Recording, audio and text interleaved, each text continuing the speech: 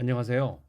오늘은 새롭게 창출될 인간이 현세에서 가장 지혜롭게 사는 삶이 무엇인가라는 주제로 생각해 보도록 하겠습니다. 이 말은 그리스도인들에게 요구되는 가장 좋은 삶의 지혜를 찾는 원리와 방법이라고 말해야 할 것입니다.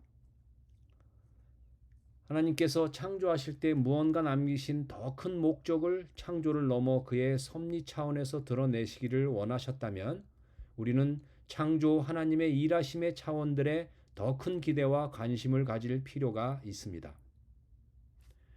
인간이 타락하기 전에 하나님께서는 자연의 질서와 가족 구성, 선악을 아는 나무와 생명나무, 하나님의 금지 명령의 형식들이 주어져 있습니다. 이런 형식들은 하나님의 형상으로 지음받은 인간이 얼마나 큰 가치를 가진 존엄한 존재인지를 알게 하는 증거들입니다. 인간 타락의 결과도 이런 인간 가치의 내용들이 없어지지 않은 것은 하나님께서 여전히 우리의 아버지로 존재해 계시기 때문입니다. 또한 하나님께서는 최종적으로 새롭게 창출될 인간을 그의 뜻 안에 설정해 놓으시고 창조전 이미 그의 예정 안에서 결정해 놓으셨기 때문입니다. 따라서 모든 미래의 일들은 우리에게는 신비로 남겨져 있으며 알 수는 없지만 하나님의 선하신 뜻 안에서 결정되어 있기에 인간이 처해져 있는 어떤 상황 가운데서도 변할 수 없다는 사실입니다. 어쩌면 우리는 타락한 첫 인간 아담과 하와를 원망하는 일을 할 수 있습니다. 아담이 죄만 안 지었어도 우리에게 그 저주인 죽음과 고난의 생을 살지 않았을 것이라고 말입니다. 그러나 어떻게 생각해 보면 보편 인간은 첫 아담처럼 그 자리에 있었다면 동일한 행동을 했을 것입니다. 여기서 중요한 사실은 타락한 인간의 행동이 중요한 것이 아니라 인간이 범죄에서 선악을 알게 되는 타락한 양심을 가지고 하나님으로부터 멀어져 가는 현상, 자신의 죄를 남에게 핑계하는 행위들, 이런 것들이 하나님이 인간에게 부여한 매우 높은 인간의 존엄과 가치를 없애지 못한다는 사실입니다. 그런 일들은 하나님이 친히 죄를 범한 인간에게 찾아오셔서 가죽옷을 지어 입히셨다는 데서 잘 알 수 있습니다.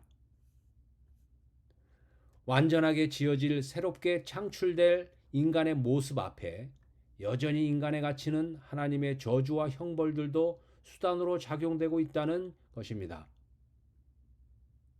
이런 일들이 하나님이 창조 후 더 큰 목적으로의 일을 하시는 차원들의 것들입니다. 하나님의 말씀의 중요성, 하나님의 명령의 깊은 의미들을 살피는 일들이 우리의 진정한 양식이란 점입니다. 따라서 우리는 하나님의 말씀을 진정한 양식으로 먹고 사는 삶이 있어야 할 것입니다. 하나님께서 예수 그리스도를 상징하는 비유로 선악을 아는 나무와 더불어 에덴 동산 중앙에 생명나무를 두셨다는 것은 예수 그리스도 자신도 계시의 목적이 아닌 수단으로서 언약의 중보자로 하나님의 의논 안에서 예정의 내용으로 두셨다는 것입니다.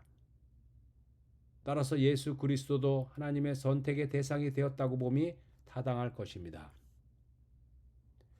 인간에게 심으신 존엄과 가치가 얼마나 크길래 예수 그리스도조차 수단으로 삼으셨는지를 깊이 상고해 본다면 인간에게 내린 저주, 죽음, 고통과 고난 등 모든 것들은 자연히 하나님께서 최종적으로 하나님의 영광으로 이룰 완성될 인간에게 유익을 주는 것들이라 말해야 할 것들입니다. 따라서 모든 인간은 모든 만물의 근원적 원인을 하나님의 뜻과 결정에 돌리고 하나님의 영광의 풍성한 자리가 되기까지는 이 땅에서 쉼이 없다는 각오로 하나님을 아는 충만한 지식으로의 삶 외에는 모든 것을 수단으로 삼는 지혜가 있어야 할 것입니다.